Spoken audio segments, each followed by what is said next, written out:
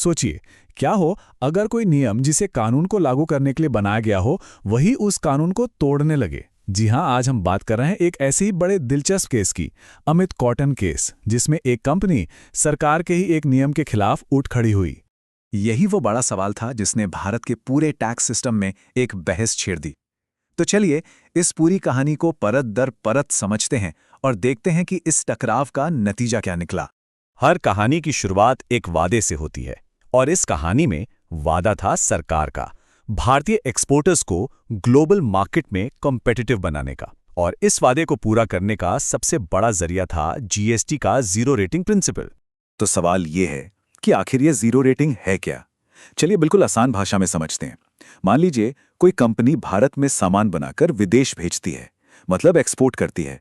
तो zero rating का मतलब है कि उस एक्सपोर्ट पर जीरो यानी कोई जीएसटी नहीं लगेगा।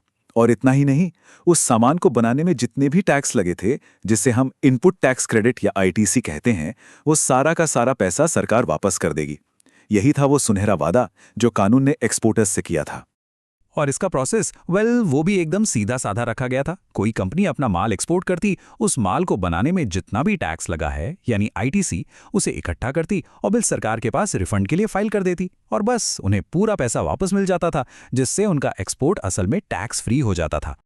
सब कुछ बिल्कुल ठीक चल रहा था, एक्सपोर्टर्स खुश थे। लेकिन फिर कहानी में एक ट्विस्ट आया। सरकार एक नया नियम ले आई, एक छोटा सा बदलाव जिसने इस पूरे आसान से सिस्टम में एक बहुत बड़ा पेंच डाल दिया। अब इस बदलाव का असर देखिए। पहले क्या होता था, एक्सपोर्टर को उसके एक्सपोर्ट की जो असल कीमत होती थी उसी पर रिफंड मिलता था, सिंपल। लेकिन नए नियम के बाद सरकार ने कहा नहीं, अब रिफंड की कैलकुलेशन एक नई कम की गई वैल्यू पर होगी। नतीजा, एक्सपोर्टर्स को मिलने वाला रिफंड पहले से कम हो गया। ये है वो नियम जिसने सारा खेल पलट दिया।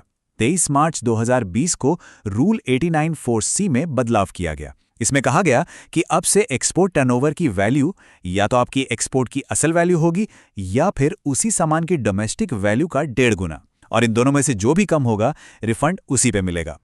इसका मतलब साफ था, इस नियम ने रिफंड फॉर्मूला में एक्सपोर्ट टर्नओवर की वैल्यू को आर्टिफिशियली, मतलब जानबूझकर कम कर दिया। इससे बिजनेस चाहकर भी अपना पूरा चुकाया हुआ टैक्स वापस नहीं ले पा रहे थे। ये सीधे सीधे जीरो रेटिंग के उस वादे के खिलाफ था जो कानून ने किया था। और यहीं से कहानी में एंट्री होती है हमारे हीरो की, मेसर्स अमित कॉटन इंडस्ट्रीज। उन्होंने इस नए नियम को सीधे सीधे कोर्ट में चुनौती दे दी और एक ऐसा बुनियादी सवाल उठाया जिसने पूरे टैक्स एडमिनिस्ट्रेशन को सोचने पर मजबूर कर दिया।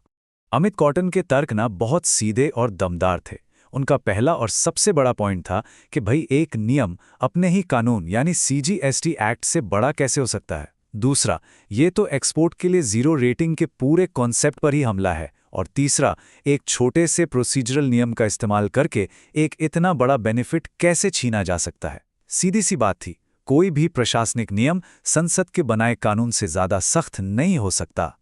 अब ये मामला था न्यायपालिका के हाथ में। गुजरात हाईकोर्ट को यह तय करना था कि क्या एक नियम वाकई कानून से ऊपर हो सकता है। और फिर आया एक ऐतिहासिक फैसला। गुजरात हाईकोर्ट ने बिल्कुल साफ शब्दों में कहा कि यह नया नियम सीजीएसटी एक्ट की सीमाओं को लांघ रहा है। उन्होंने इसे अल्ट्रा वायर्स घोषित कर दिया। तो ये अल्ट्रा वायर्स क्या है? ये एक लैटिन शब्द है जिसका मतलब होता है शक्तियों से परे या बियॉन्ड द पावर्स। मतलब कोई भी सरकारी बॉडी सिर्फ वही काम कर सकती है जिसके लिए उसे कानून ने ताकत दी हो। आसान भाषा में कहें तो कोई नियम अपने बनाने वाले कानून से ज्यादा ताकतवर नहीं हो सकता। कोर्ट का मैसेज एकदम क्लियर था। जो अधिकार संसद ने एक एक्ट बनाकर दिया है, उसे कोई डिपार्टमेंट एक छोटे से नियम से छीन नहीं सकता। तो अमित कॉटन की ये जीत सिर्फ एक कंपनी की जीत नहीं थी। नहीं, ये जीत एक मिसाल बन गई जिसका असर पूरे टैक्स सिस्टम पर पड़ना था। इस फैसले का असर बहुत गहरा था। इसने फिर से ये बात साबित कर दी कि हमारे देश में संसद का बनाया कानून सबसे ऊपर है, कोई नियम नहीं। इसने सरकार की नियम बनाने की शक्ति पर एक जरूरी चेक लगाया, और सबसे जरूरी बात, इसने जीरो रेटिंग के सिद्धांत को बचाया ताकि भारतीय एक्सपोर्टर्स दुनिया में मुकाबला कर सकें। लेकिन रुकिए, कहानी अभी खत्म नहीं हुई है। कोर्ट के इस फैसले के बावजूद सरकार का आज भी ये मानना है कि ये नियम रेवेन्यू लीकेज यानी टैक्स की चोरी रोकने के लिए जरूरी है।